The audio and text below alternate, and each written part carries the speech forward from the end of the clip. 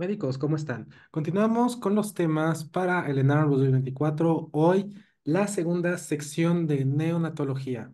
Ya vimos en la primera parte conceptos básicos de neonato y algunas de las enfermedades más importantes. Y vamos a continuar con la misma tónica. Entonces, si ustedes se acuerdan, ya vimos la histoinmunización, pero ahora nos toca ver la enfermedad hemorrágica del recién nacido, que aunque no lo crean, no es lo mismo. Entonces, este engloba en el término de la hemorragia por deficiencia de vitamina K, que es muy diferente a lo que veíamos con la formación de anticuerpos de la madre contra el feto. Y eso se va a clasificar por edad de aparición, en lo que es una temprana, una clásica y una tardía. La temprana va a aparecer en las primeras 24 horas de vida extrauterina. La clásica entre el segundo y el séptimo día de vida. Y la tardía de las 2 hasta las 12 semanas de vida.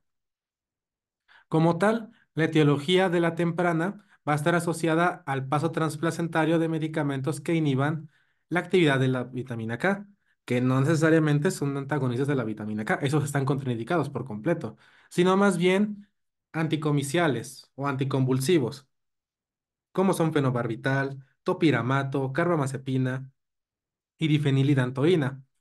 La clásica ya va a estar relacionada más bien con una baja concentración de vitamina K en la leche materna. Y la tardía la vamos a asociar a mala absorción, enfermedad hepática, así como ingesta baja de vitamina K, sobre todo en lactantes que son alimentados exclusivamente al seno materno, pero por largo tiempo.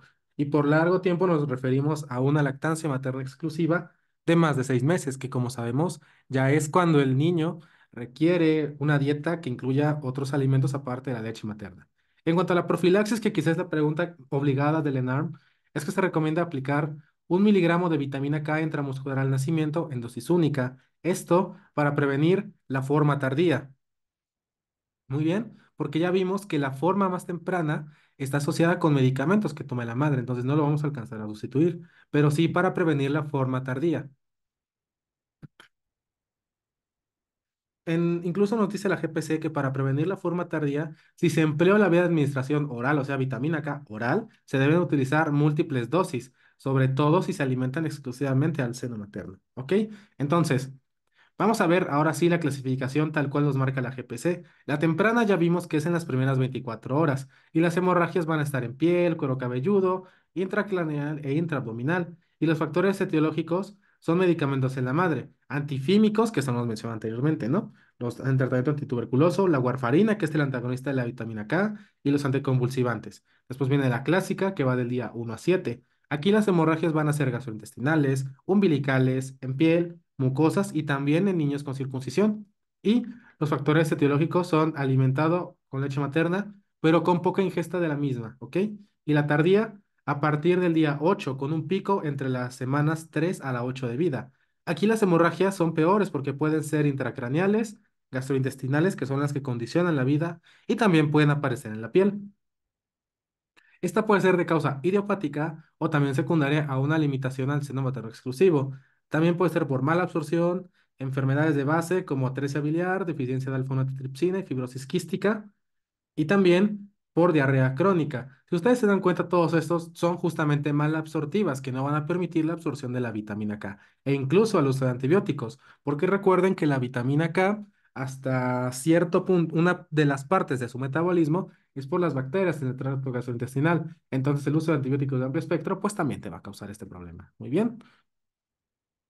Ahora, algo que nos incluye esta GPC, que incluso yo he utilizado en medicina interna, al menos cuando era R1, porque ya después abordas diferente, pero es el diagnóstico diferencial según las pruebas de laboratorio, donde vamos a tener alteraciones en lo que es el TP, el TTP, el TT, la biometría hemática y la clínica. En cuanto a la enfermedad hemolítica del recién nacido, vamos a tener prolongación del TP, también del TTP, sin embargo, va a estar menos prolongado que el TP. El TT, que es el tiempo de tromoplastina, pues va a estar normal. En cuanto a la biometría hemática, vamos a tener una cuenta de plaquetas normal o incrementada y el niño aparentemente va a estar sano. En el caso de la hemofilia A o B, que ya veremos mejor en hemato, de una vez saber que el TP va a estar normal, lo que te tienes que aprender es que la hemofilia, el TTP, es el que está prolongado y el resto van a estar normal. La TT está normal, la biometría está normal y la clínica el niño es sano. En la enfermedad de Ball-Billbrand vamos a tener un TP normal, un TTP normal o prolongado, un TT normal y en la biometremática la cuenta de plaquetas, a diferencia, fíjate, de la enfermedad hemolítica, va a estar disminuida. Sin embargo, el niño va a seguir sano. Y ya después vienen las otras que realmente escapan más allá de lo que tú deberías saber para el ENAR, por lo cual a lo mucho podemos recalcar la C y D, donde todo está mal. El TP está prolongado, el TTP está prolongado, el TT está prolongado, la biometremática tiene las plaquetas bajas, y en la clínica, obviamente, pues como un paciente con C y D tiene una microangiopatía donde simplemente está teniendo trombosis por un lado y hemorragias por otro, pues está en mal estado. Bueno, ahora, en cuanto a la guía de práctica clínica, el diagnóstico de la enfermedad hemolítica del recién nacido se va a realizar en niños menores de 6 meses que cuenten con hemorragias espontáneas, equimosis, incluso con hemorragias intracraneales, en donde los tiempos de coagulación estén prolongados. Como vemos aquí, el primero que nos marca es el TP y también, o sea, como el tiempo de protrombina y el TTP o el tiempo de tromboplastina parcial. Y lo importante es que el TP debe estar alargado por lo menos el doble de la relación al control, o sea, del valor normal. Y las plaquetas van a estar normales o elevadas. Entonces, es lo que te pueden preguntar en cuanto a la enfermedad hemolítica. ¿Cuáles son las alteraciones en cuanto a los tiempos de coagulación en un paciente con enfermedad hemolítica del recién nacido? Y tú responderás, el TP está prolongado, el TTP está prolongado y la biometremática tiene plaquetas normales o incluso incrementadas. En la forma clásica, las hemorragias van a estar sobre todo en tubo gastrointestinal, cordón umbilical, mucosa nasal, piel y circuncisión. Ahora, cuando la hemorragia es leve, para esto puede ser suficiente la aplicación de la vitamina K parenteral y la dosis es de 1 a 2 miligramos, que de hecho es la misma que se aplica en profilaxis. En el caso de hemorragia grave, lo tenemos que hacer con vitamina K parenteral, 2,5 miligramos, y aparte tenemos que aplicar plasma fresco congelado, 10 a 15 mililitros kilo de peso, y de hecho esto es lo mismo que utilizamos en pacientes adultos. Entonces, aquí tenemos este pequeño algoritmo que nos va a ayudar un poquito más. Pacientes con menos de 24 horas de vida, enfermedad hemolítica temprana. Del segundo al séptimo día es la enfermedad hemolítica clásica y de 2 a 12 semanas, enfermedad hemolítica tardía. Ahora, ¿el niño presenta hemorragias graves? Si la respuesta es no, administramos vitamina K parenteral. Si desaparecen los síntomas, ya se va a control del niño sano. Si el paciente ya presenta una hemorragia grave, que son la intracraneal, y la gastrointestinal o de la vía urinaria, bueno, administramos vitamina K parenteral y también el plasma fresco congelado. Si desaparecen los síntomas, control del niño sano. Si no desaparecen los síntomas, repetimos el plasma fresco congelado y control del cuadro hemorrágico. Muy bien. Ahora, vamos a ver otros temas que ya son más específicos, como lo es la policitemia neonatal. Esto es cuando el hematocrito del neonato es mayor al 65% o mayor, o cuando la hemoglobina es mayor a 22. Entonces, estos son dos valores muy importantes. Y te están hablando justamente de que tienes un incremento masivo de glóbulos rojos. Ahora, en cuanto a la definición de hiperviscosidad, esta es cuando tenemos una viscosidad mayor a 14,6 con un flujo sanguíneo de 11,5 por segundo. Y la relación entre el hematocrito y la viscosidad casi siempre va a ser lineal. Por lo tanto, estos valores de 14,6 y 11,5 corresponden directamente con el hematocrito de 65%. ¿Cuáles son los factores de riesgo? Estos se asocian a producción intrínseca de eritrocitos, sobre todo por una hipoxia intrauterina. Es una compensación. Y esto va a ser por una edad materna avanzada. En cuanto al niño, enfermedades renales, cardíacas o respiratorias. En cuanto a la madre, también diabetes gestacional, hipertensión inducida por el embarazo, tabaquismo, oligohidramnios, embarazo a gran altitud sobre el nivel del mar y el uso de propanolol. En cuanto a los factores fetales, son niños pequeños o grandes para la edad gestacional, ambos lados, cromosomopatías, hiperplasia suprarrenal congénita, hipo o hipertiroidismo, asfixia perinatal, cardiopatía congénita cianógena, y también tenemos factores relacionados al parto, como es nacimiento fuera del hospital no asistido y nacimiento bajo el agua con un retardo en el pinzamiento del cordón. Muy bien. Entonces, cuadro clínico, vemos que la policitemia y la hiperviscosidad te pueden afectar múltiples órganos o sistemas. Por lo tanto, puede tener rubicundez, que es así clasiquísimo, te está hablando, ese es el dato clínico así clave, clave. en cuanto a la polistemia neonatal, pero también va a tener llenado capilar lento, pues a pesar tiene mucha sangre y esa viscosidad impide una buena perfusión. Por lo tanto, todo neonato con hematocrito mayor a 65 que presente letargia, taquipnea, temblores, irritabilidad, ictericia, rechazo al alimento y vómito, y que además esté pletórico o rubicundo, hay que sospechar de policitemia neonatal. El tratamiento se tienen que aplicar medidas generales, mantener buen estado de hidratación, corregir alteraciones metabólicas y electrolíticas y también tratar las complicaciones ya asociadas. Como tal, no hay una evidencia que esté a favor del ETP y por lo tanto solo se recomienda en casos sintomáticos y también cuando, cuando menos con la presencia de uno de los siguientes: hipoglicemia con una glucosa de menos de 40, trombocitopenia con plaquetas menores a 150.000 y dificultad respiratoria que requiere oxígeno suplementario. Por lo tanto, en los neonatos, como tal, se recomienda en neonatos asintomáticos con un hemotocrito del 65% al 69%, únicamente se les tiene que observar. A lo mejor tú estás entrando en pánico, pero tienes que saber que no te pasa nada, ¿ok? Tal lo dice aquí la GPC.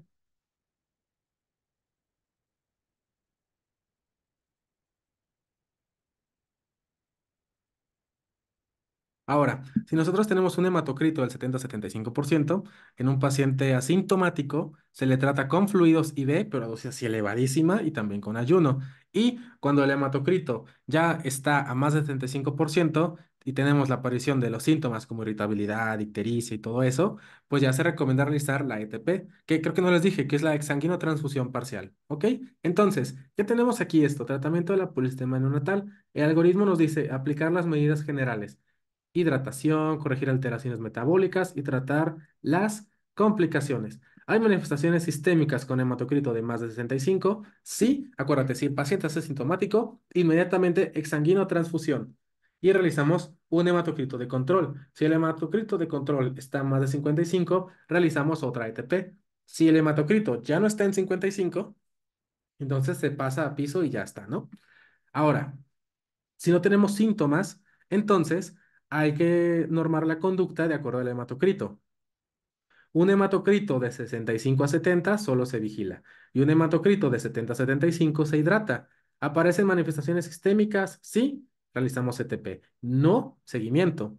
Ahora, si tenemos un hematocrito de 75, pues lo mismo que si tuviéramos síntomas, se realiza exsanguinotransfusión hasta que baje a menos de 55. Muy bien, temas ahora sí que son un poquito desactualizados, pero súper importantes, de lo más relevante de neonato. Presten mucha atención. Ahorita vamos a ver asfixia neonatal.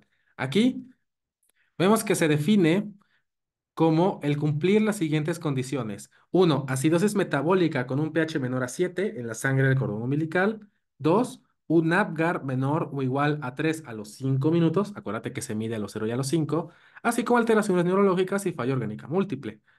¿Cuáles van a ser los factores de riesgo de los pacientes? Hemorragia en el tercer trimestre, infecciones como puede ser la vía urinaria, corioamnionitis y sepsis, hipertensión inducida por el embarazo, hipertensión crónica, anemia, colágenopatías, intoxicación por drogas y también comorbilidades obstétricas. A nivel fetal, tenemos alteraciones en la frecuencia cardíaca fetal, llámese bradicardia, taquicardia y arritmias. También vamos a tener percepción de disminución de movimientos fetales por la madre, un retardo del crecimiento intrauterino, prematuridad, bajo peso, macrosomía, postmadurez, malformaciones congénitas, eritroblastosis, fetos múltiples y retraso en el crecimiento intrauterino. ¿Ok? Entonces aquí tenemos ya las causas más evidentes, cosas que obviamente te van a hacer sospechar a ti luego, de que tu paciente pudo haberse presentado con asfixia neonatal. Vamos a recordar entonces, ¿por qué me importa mucho? Porque así te viene el caso clínico: hemorragia en el tercer trimestre, infecciones, anemia e intoxicación por drogas, así como comorbilidad obstétrica, que yo creo que es la más importante. Te está hablando de que el niño sufrió. Y en caso de los fetales, pues alteraciones de la frecuencia cardíaca fetal. Todo paciente en bradicardia, taquicardia o arritmia está sufriendo y ese sufrimiento causa hipoxia a nivel cerebral. Por eso tienen asfixia. Muy bien, entonces, aquí nos dice la valoración prenatal con qué nos podemos apoyar. Tenemos el ultrasonido Doppler, lo cual es útil en la evaluación de los embarazos de alto riesgo, llámese preeclampsia, restricción del crecimiento intrauterino, anemia fetal, así como presencia de anomalías del cordón umbilical. Y aquí vamos a evaluar a la arteria uterina, la arteria umbilical y la arteria cerebral media. Después viene la cardiotocografía, la cual obviamente es la que te va a apoyar a registrar los cambios en la frecuencia cardíaca fetal, así como su relación temporal con concentraciones uterinas. Esa se realiza durante el trabajo de parto y el alumbramiento. Y como ya veremos en gineco, puede ser uno normal, 2 indeterminado, 3 anormal. Después viene el perfil biofísico.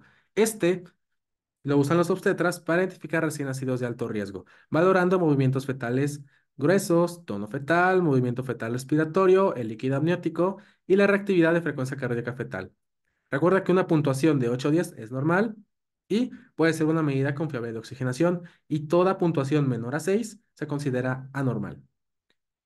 ¿Cuál va a ser el cuadro clínico? Porque una cosa es cómo lo definimos. ¿Cómo vas a notar al niño con asfixia neonatal? Es un niño que va a presentar dificultad para iniciar y mantener la respiración, que va a tener depresión del tono muscular y los reflejos, y también va a presentar alteraciones de la perfusión. Signos de aparición temprana tardía, alteración del estado de alerta, crisis convulsivas, intolerancia a la vía oral, hipotensión o alteraciones del ritmo cardíaco. Y de aparición tardía, sangrado de tubo digestivo, sangrado pulmonar y retraso en la primera micción, oligoanuria y poliuria. Para el diagnóstico, se establece con los siguientes componentes que ya vimos: acidosis metabólica, pH menor a 7, alteraciones neurológicas y falla orgánica múltiple, el sistema que tú me digas: nervioso central, renal, pulmonar, cardiovascular, gastrointestinal, hepático y hematológico. Y finalmente, un APGAR de 0 a 3 a los 5 minutos. Otra vez, vean cómo hace tanto énfasis la GPS. ¿Por qué? Porque tu cuadro clínico te va a dar la gasometría y tú tienes que recordar exacto, el pH es menor a 7, tiene un Apgar de 0 a 3 a los 5 minutos y tiene falla orgánica, la que tú me digas. Y también te puede agregar un exceso de base igual a menor a 10, que a mí me vino tal cual es en el ENARM. En cuanto al tratamiento, vemos que aproximadamente el 10% de los recién nacidos va a requerir ayuda para empezar a respirar, por eso el reneo. Sin embargo, solo el 1% de este 10% van a requerir una reanimación avanzada. En los prematuros, que son menores a 32 semanas, en quien se usa al inicio de la reanimación oxígeno a concentración al aire ambiente, o sea, 21%, o al 100%, generalmente vamos a tener o hipoxemia o hiperoxemia. Y por lo tanto, la misma GPC te recomienda que tú estés iniciando tu oxígeno con un FiO2 de 30% al 90%, guiándose por la saturación de oxígeno. Y vamos a ver, lo mismo que nos decía el Reneo. Todo recién nacido que no recupera la frecuencia cardíaca o que se mantiene por debajo de 60 latidos por minuto, que para este punto tú ya intubaste a tu paciente y le estás pasando la epinefrina y ve, bueno, pues entonces, después de 10 minutos de reanimación, se debe detener, tomando en cuenta la edad gestacional, la posibilidad de reversibilidad de la situación y la opinión de los padres. ¿Por qué? Porque ese niño obviamente ya tuvo hipoperfusión cerebral y su calidad de vida está, pues no comprometida, está perdida. Vamos a ver entonces el algoritmo que nos marca la GPC de la asfixia neonatal. Está un poquito raro cómo lo pusieron, pero bueno, tenemos un recién nacido con factores de riesgo positivos para asfixia. ¿Ok? ¿Cómo son? Ya lo vimos. Dificultad para iniciar y mantener la respiración, depresión del tono muscular, crisis convulsivas, intolerancia laboral, sangrado tubo digestivo, bla, bla, bla. El médico tratante del recién nacido identifica los datos clínicos sugestivos de asfixia y esos se pueden presentar de forma temprana o tardía según la gravedad del evento asfíctico. Entonces, ¿qué vamos a hacer? Pues corroborar los valores o los criterios diagnósticos. Vamos a medir el pH por gasometría, un APGAR y datos de daño neurológico temprano, así como falla orgánica múltiple, que otra vez vamos a tener el Apgar de 0 a 3,05 minutos, una acidosis metabólica con un pH igual o menor a 7, un exceso de base menor a -10, o sea, -11, -12, y alteraciones neurológicas. El médico tratante debe solicitar pruebas diagnósticas que considere necesarias para determinar la falla orgánica con base en los hallazgos clínicos. Muy bien. Y el recién nacido con asfixia deberá recibir el tratamiento según el órgano afectado. Para esto hay que poner atención en el tratamiento de los siguientes apartados, como son asistencia ventilatoria, neuroprotección, nutrición, líquidos, control metabólico y la tensión arterial. Ahora, el recién nacido asfixiado saldrá del hospital cuando las fallas orgánicas se encuentren en control. Para esto se debe dar seguimiento por medicina física, neurología, gastro, oftalmo, torrino, pedia, obviamente, y también se recomienda solicitar potenciales auditivos, visuales y somatosensoriales. Eso nos va a llevar justamente a la consecuencia de esta enfermedad, la encefalopatía hipóxico-isquémica. Siguiente tema. Muy bien, esta es una lesión que se produce en el encéfalo por uno o varios eventos de asfixia, ocurridos en un recién nacido con edad gestacional mayor a 35 semanas, que no se explique por otra cosa. Muy importante que la encefalopatía se puede presentar antes, durante y después del nacimiento.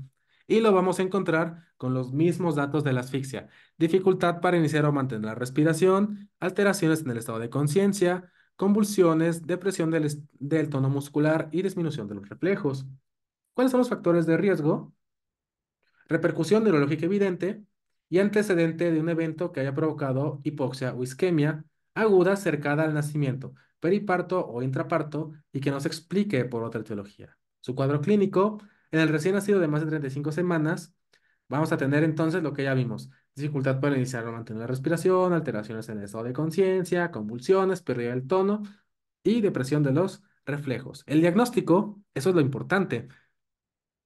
La misma GPC te dice que como tal, para ellos al menos, no se puede recomendar o no el uso de alguna escala existente para establecer la gravedad de la encefalopatía. Sin embargo, sí tenemos que se recomienda realizar ultrasonografía craneal a los recién nacidos dentro de las 24 horas posteriores al evento. Aquí tenemos ultrasonido en el recién nacido prematuro de 30 semanas con antecedente de dificultad respiratoria aguda, hipotensión y enterocolitis necrotizante. Súper importante que ya veremos en pediatría. Vamos a encontrar aquí leucomalacia periventricular y pérdida de parénquima, así como cambios hiperecoicos sugestivos de hemorragia. ¿Cuáles van a ser nuestros auxiliares diagnósticos? Se recomienda un electroencefalograma 24 horas posteriores al evento asfíctico cuando se cuenta con el recurso y debe ser valorado por un neurólogo. Y todo recién nacido de más de 35 semanas con lesión cerebral secundaria encefalopatía isquémica, se le tiene que realizar resonancia magnética entre el séptimo y 21º día de edad para establecer la gravedad del daño y el pronóstico. Y tal cual, lo que estamos viendo aquí, estas líneas blancas que se ven en el cerebro es la leucomalacia y se ve muchísimo más claro en la resonancia magnética, ¿no? Cómo está nuestro tejido isorresonante, hiporresonante, pero aquí en la leucomalacia está sumamente hiperresonante. Eso es tejido que está totalmente perdido. No hay ya más para dónde hacerse. ¿Hay tratamiento? Sí, en agudo. Por eso es importante identificarlo. Vamos a ver que la hipotermia terapéutica se considera el estándar de atención en recién nacidos con encefalopatía isquémica y el tratamiento utiliza hipotermia leve de los 33,5 a los 35 grados centígrados. Entonces, el tratamiento de encefalopatía isquémica a grandes rasgos, hipotermia. Esto se debe centrar en identificar el paciente de alto riesgo, establecer terapia básica e iniciar lo más pronto las medidas de neuroprotección. ¿Cuáles son los criterios de inclusión entonces para una hipotermia terapéutica? Un recién nacido de más de 35 semanas de gestación, un peso de más de 1800, que tenga menos de 6 horas de vida, porque justamente ese es como el periodo que tenemos de ventana para recuperar ese cerebro, y evidencia de asfixia perinatal con un Apgar de 5 o menos a los 10 minutos. Fíjense cómo es diferente de la asfixia, que el Apgar era de 3. Ventilación o resucitación de más de 10 minutos. Gasometría con pH de 7 o déficit de base de 12 o mayor, a diferencia de la asfixia que era de 10. Y evidencia de encefalopatía hipóxico-isquémica moderada a grave por la clasificación de Sarnat. Esa es la pregunta de Lenard. ¿Cuál es la clasificación para encefalopatía hipóxico-isquémica? Porque a pesar de que aquí nos digan que no, después la misma GPC te dice que sí hay una escala para la clasificación de la encefalopatía hipóxico-isquémica. Y esa de Sarnat. No te la tienes que saber, solo tienes que saber que la respuesta correcta es Sarnat. Ahora, otra vez, la hipotermia terapéutica se debe iniciar en las primeras 6 horas de vida, por lo que se debe identificar pacientes con criterios de inclusión y no inclusión en forma temprana. Y, pese a la evidencia existente, el tratamiento de crisis convulsivas debe comenzar con fenobarbital 20 a 40 miligramos, DFH 20 miligramos como dosis carga, seguidos de sostén 5 a 7 miligramos de ambos fármacos. ¿Ok? Entonces, aquí tenemos esta pequeña imagen que nos va a orientar un poquito más sobre cómo se tiene que hacer esto. Nos dice que primero usando un gorro o una sabanita, se reduce la temperatura del cuerpo a 33,5 grados. La temperatura se reduce durante un periodo de 72 horas. Esto es lo máximo que te va a durar. Y esto va con el objetivo de ralentizar la tasa metabólica. Por lo tanto, va a permitir que las células que están ahí todavía como en penumbra se puedan recuperar y por lo tanto disminuye el porcentaje de daño cerebral. Entonces, recordar, la hipotermia, 33 a 35 grados, en niños de más de 35 semanas de gestación, con menos de 6 horas de vida, que tengan un puntaje de Apgar menor a 5, que hayan tenido ventilación de más de 10 minutos, con un pH de 7 o menos, y un exceso de base de 12 o menos. Esta se inicia en las primeras 6 horas de vida y también se le tiene que sedar con fenobarbital o con DFH. Este es el algoritmo que vamos a revisar rápidamente. Dice más o menos lo mismo que la anterior. Recién nacido con alteraciones neurológicas como cambios en el estado de alerta, tono muscular, respuesta motora, reactividad de convulsiones. Investigamos factores de riesgo.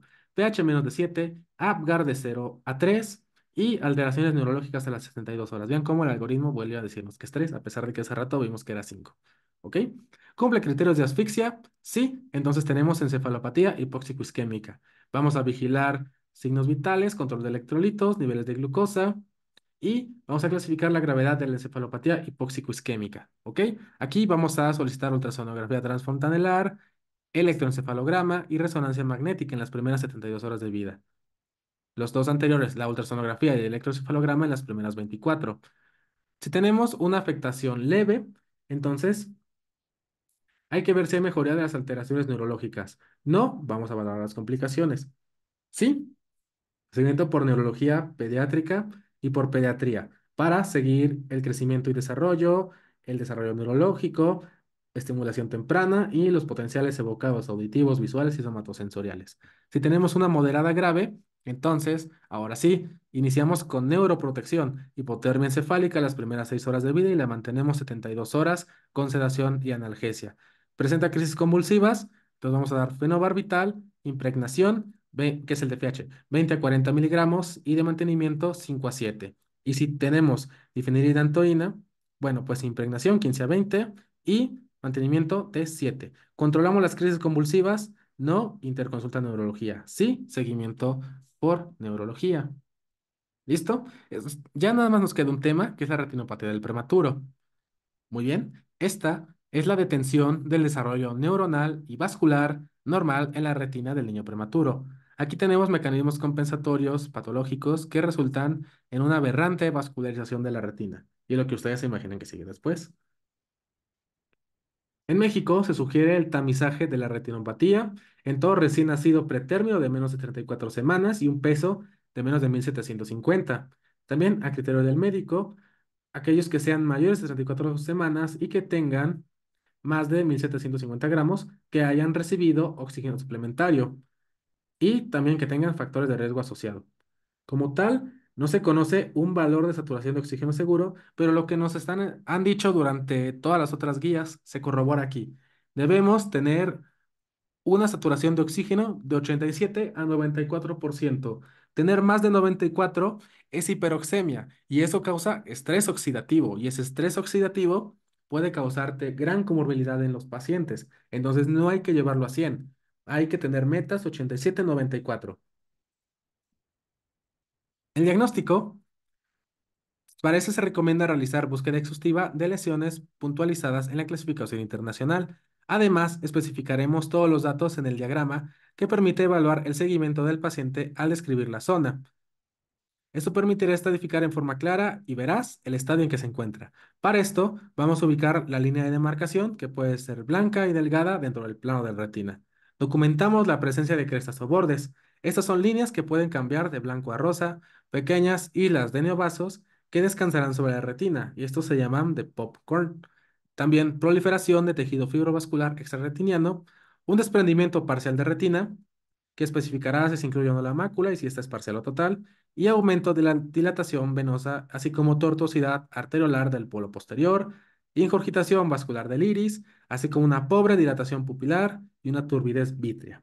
Ahora, para esto tenemos la clasificación internacional por zonas afectadas y extensiones horarias, donde la zona uno es aquella que está, como vemos aquí en el diagrama, en el centro de la papila, y vemos que su radio va a ser el doble de la distancia entre la papila y la mácula. Después viene la zona 2, que es desde el margen de la zona uno hasta la hora serrata del lado nasal y entre ecuador y hora serrata del lado temporal. Y finalmente la zona 3, que es un espacio semilunar por fuera de la zona 2, que es lo que quedó. Muy bien. El tratamiento se recomienda crioterapia y láser de diodo, con lo cual se obtiene regresión de retinopatía con resultados estructurales y funcionales exitosos. Eso dice la GPC. Y vemos que la terapia combinada puede ser más rápida y útil para ojos con retinopatía muy posterior, así como disminuir el número de complicaciones que ocurren cuando la crioterapia o el láser son excesivos en la zona uno. Aquí tenemos nuestro algoritmo, donde tenemos la primera revisión del prematuro, menor de 27 semanas de edad gestacional, revisión a las 30 a 31 semanas de edad corregida y más de 27 semanas, revisión a la tercera o cuarta semana.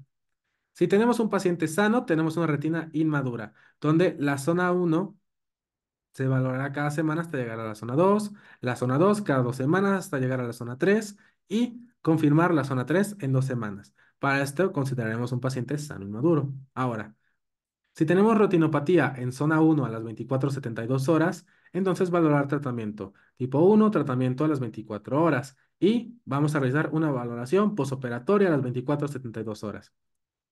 Se realiza una segunda valoración a la primera semana.